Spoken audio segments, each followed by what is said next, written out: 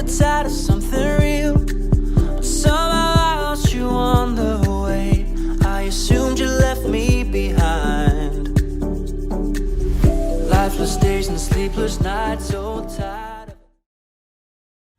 Assalamualaikum warahmatullahi wabarakatuh. Perkenalkan, saya Fadila Widyaningrum dengan nomor induk mahasiswa J41018036, mahasiswi dari Universitas Muhammadiyah Surakarta, program studi Fakultas Ilmu Kesehatan, jurusan Kesehatan Masyarakat. Tujuan saya di sini akan mewawancarai seorang pekerja untuk memenuhi tugas mata kuliah Toksikologi Lingkungan Industri dan mata kuliah Penyakit Akibat Kerja. Saya memilih bekerja pada produsen batik tulis di daerah rumah saya. Sebelumnya, ini beliau ibu yang akan saya wawancarai. Baik, Bu, apakah Ibu berkenan untuk saya wawancarai serta direkam dan hasil videonya nanti akan saya unggah di YouTube? Terima kasih atas ketersediaannya. Baik, akan saya mulai bertanya ya, Bu. Pertanyaan nomor pertama. Di sini Ibu bekerja pada bagian apa? Bisa dijelaskan bagaimana Ibu melakukan pekerjaan tersebut?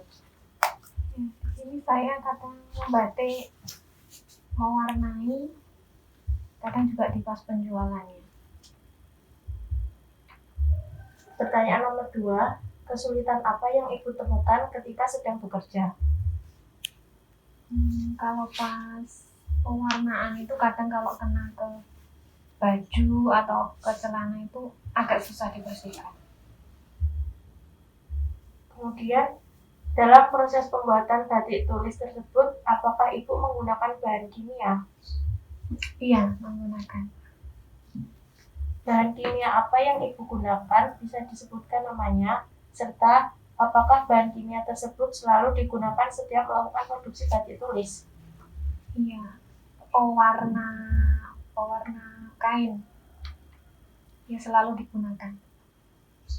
Kemudian, manfaat menggunakan bahan kimia tersebut untuk apa? Untuk mewarnai kain yang polos menjadi warna tersebut. Kemudian, jika dalam pembuatan batik ini tidak menggunakan bahan kimia tersebut, apakah tidak bisa? Tidak bisa.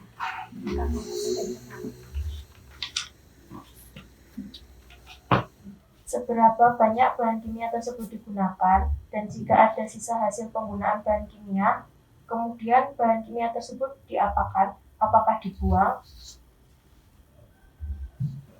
Ya, pewarnaan kita memakai warna tersebut. Kalau masih sisa bisa dipakai besok dan besoknya lagi masih bisa. Seberapa sering Ibu menggunakan bahan kimia tersebut? Sehari kira-kira berapa lama Ibu melakukan kontak dengan bahan kimia tersebut?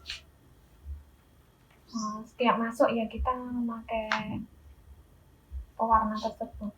Ya, setiap harinya mungkin 5-6 jam. Ya.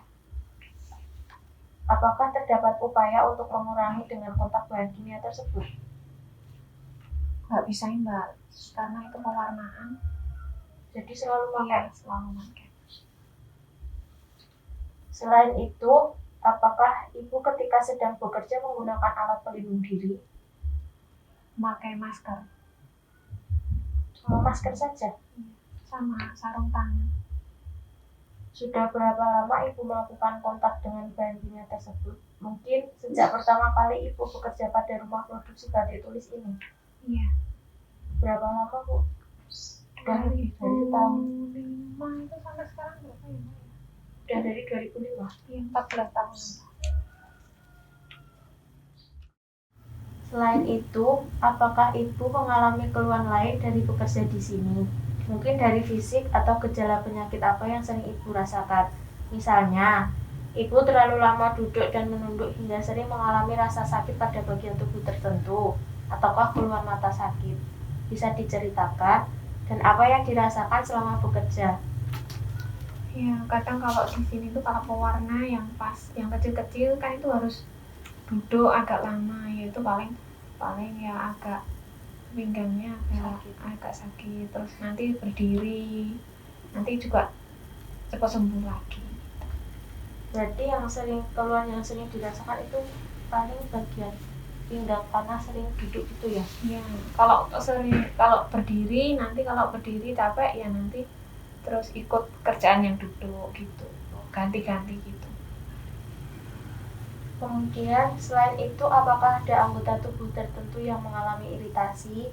Mungkin yang sering terkena kontak langsung pada bagian tangan ibu. Oh, kalau sini ibu pakai pewarnaan yang lebih aman.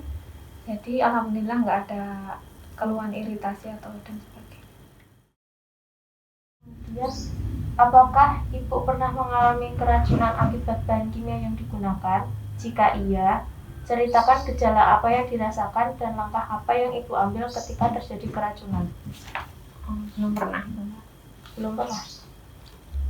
Selain itu, apakah ibu mengalami keluhan lain dari bekerja di sini? Mungkin dari fisik ataupun gejala penyakit yang sering ibu rasakan. Misalnya, ibu terlalu lama duduk dan menunduk hingga sering mengalami rasa sakit pada bagian tubuh tertentu, ataukah keluhan mata sakit. Bisa diceritakan dan apa yang dirasakan selama bekerja. Ya, karena di sini kan mewarnanya kan satu kain kita ganti. Kalau selesai mewarna kan bisa batik, bisa yang lainnya gitu, nggak melulu mewarna terus. Ganti. Oh, Iya, jadi tidak ada keluhan sakit gitu. alhamdulillah tidak ada.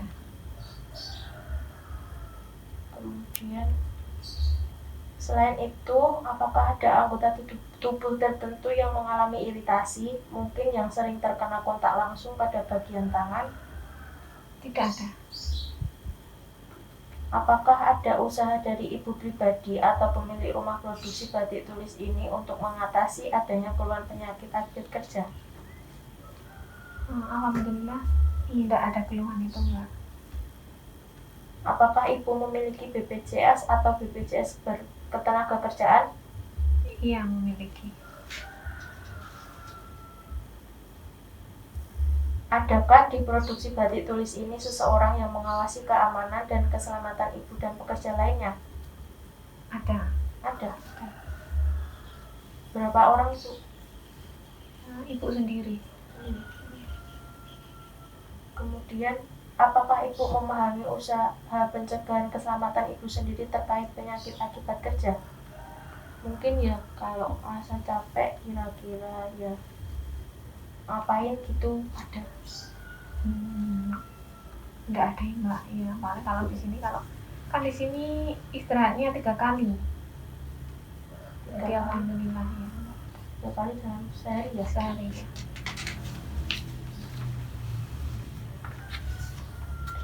Mungkin itu saja yang bisa saya tanyakan ya Bu. Terima kasih karena sudah berkenan untuk meluangkan waktunya untuk saya wawancarai. Terkait hasil wawancara tersebut, analisis MSDS bahan kimia yang digunakan yaitu golongan namanya asam organik naftalen alkohol. Kemudian sifat kimianya padatan kristalin putih, bau seperti etanol, sangat sedikit larut dalam air dan mudah larut dalam alkohol.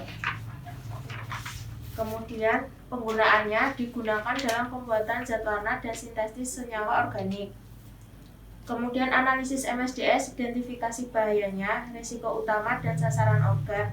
Bahaya utamanya terhadap kesehatan dapat mengiritasi mata dan saluran pernafasan, berbahaya jika tertelan atau terhirup, dan menyebabkan darah abnormal serta kerusakan hati dan ginjal. Kemudian organ sasarannya yaitu darah, ginjal, hati, dan mata.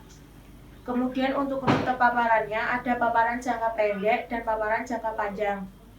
Paparan jangka pendek, kontak dengan kulit dapat mengiritasi dan berbahaya jika terabsorpsi. Kontak dengan mata dapat mengiritasi mata, tertelan berbahaya, dan jika terhirup dapat mengiritasi saluran pernafasan termasuk batuk dan bersin.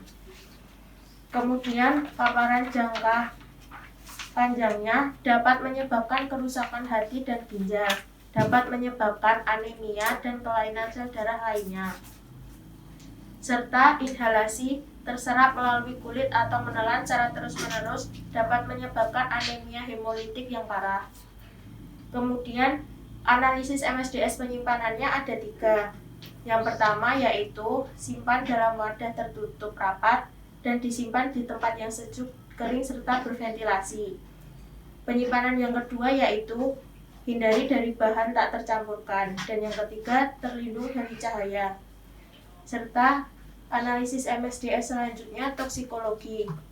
Toksisitas data pada manusianya belum diketahui, sedangkan toksisitas data pada hewan, Dreiser test kelinci mata 1 mg, Dreiser test kelinci dan kulit 500 mg per 24 jam, inhalation tikus LC50 lebih dari 420 mg per 1 jam, oral dan mencit LD50 275 mg per kilogram. Kemudian analisis MSDS, efek klinis keracunan akutnya jika terhirup menyebabkan iritasi saluran nafas disertai gejala batuk dan nafas pendek. Kontak dengan kulit dapat mengiritasi kulit, timbul kemerahan dan rasa sakit. Bila terserap ke dalam kulit dapat menyebabkan kerusakan ginjal dan kulit terkelupas. Dan jika kontak dengan mata menyebabkan iritasi mata, kemerahan, nyeri, dan kerusakan pada kornea. Jika tertelan dalam dosis yang tinggi, bisa mengakibatkan rasa sakit pada perut, muntah, mual, berkeringat, penurunan tekanan darah, anemia, dan kematian. Dan jika keracunan kronis, paparan terhadap kulit yang berulang kali menyebabkan dermatitis kulit. Kemudian, analisis MSDS pertolongan pertama, jika terhirup, pindahkan korban ke udara segar. Jika tidak bernapas, berikan pernapasan buatan. Dan jika sulit bernapas, berikan oksigen dan segera dapatkan perawatan medis.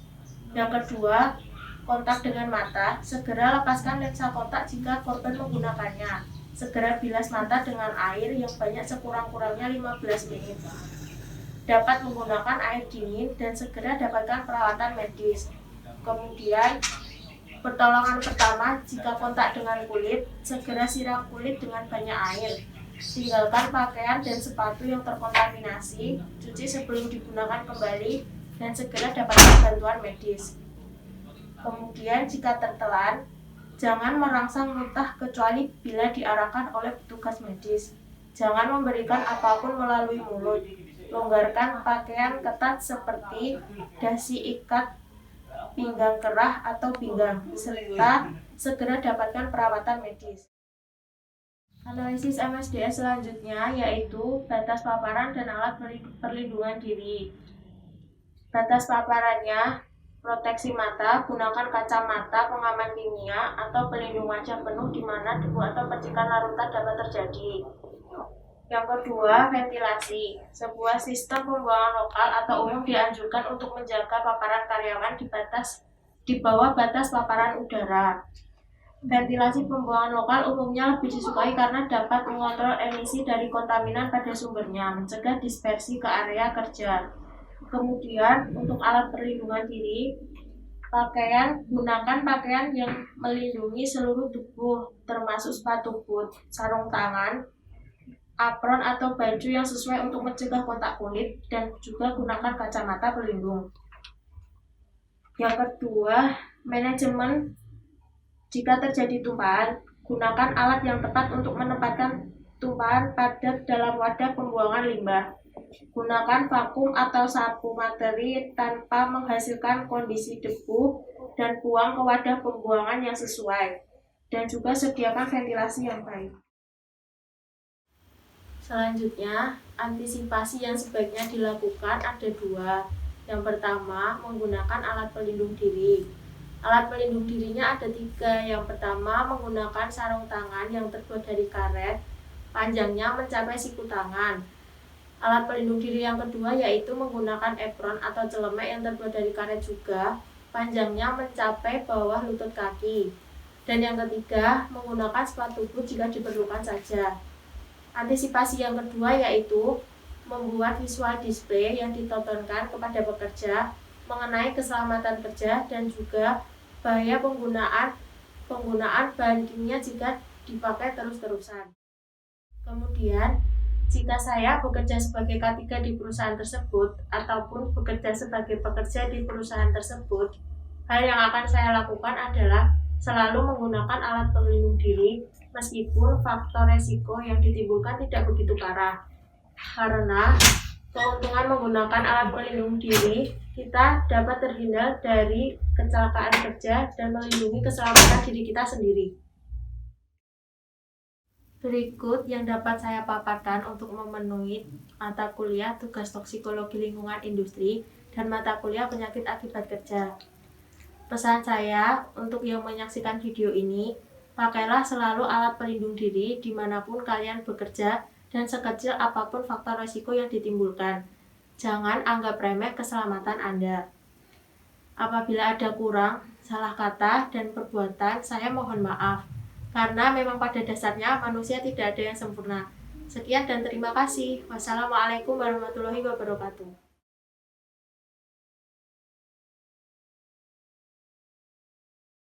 I can't get you off my mind, can't forget it.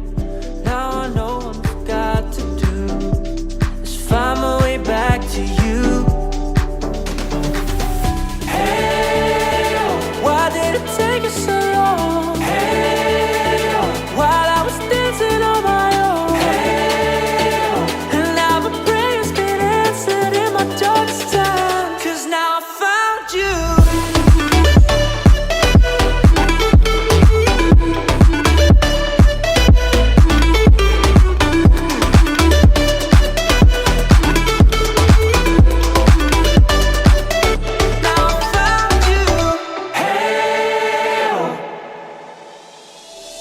I was waiting on the day you